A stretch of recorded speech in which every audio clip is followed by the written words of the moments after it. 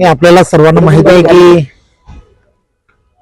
सर्व महाराष्ट्रामध्ये 29 महानगरपालिकेच्या आज निवडणुकीसाठी मतदान आहे।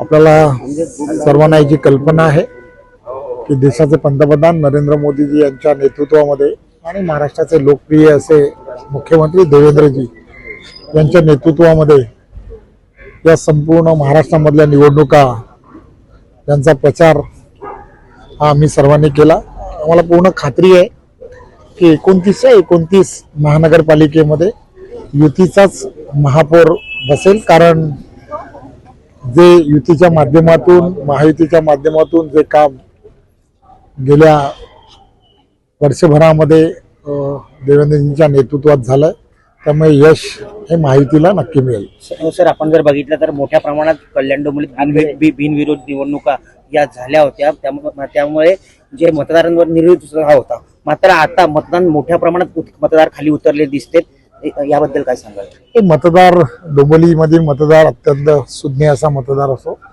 आणि सकाळीच सर्वजणांना मतदान लवकरात लवकर करण्याच्या गेल्या वर्षानुवर्षाच्या सवयी आहेत आणि 100% मतदान व्हावं हे गेल्या वर्षानुवर्ष या पूर्णच्या पूर्ण कल्याण डोंबिवलीमध्ये एक प्रथा आणि परंपरा आहेत।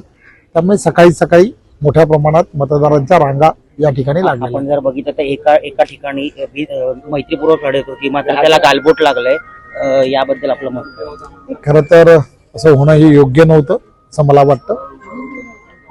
येणाऱ्या काळामध्ये या सगळ्या गोष्टींवरती प्रशासनाच्या माध्यमातून आळा आणणं हे अत्यंत गरजेचं आहे। धन्यवाद।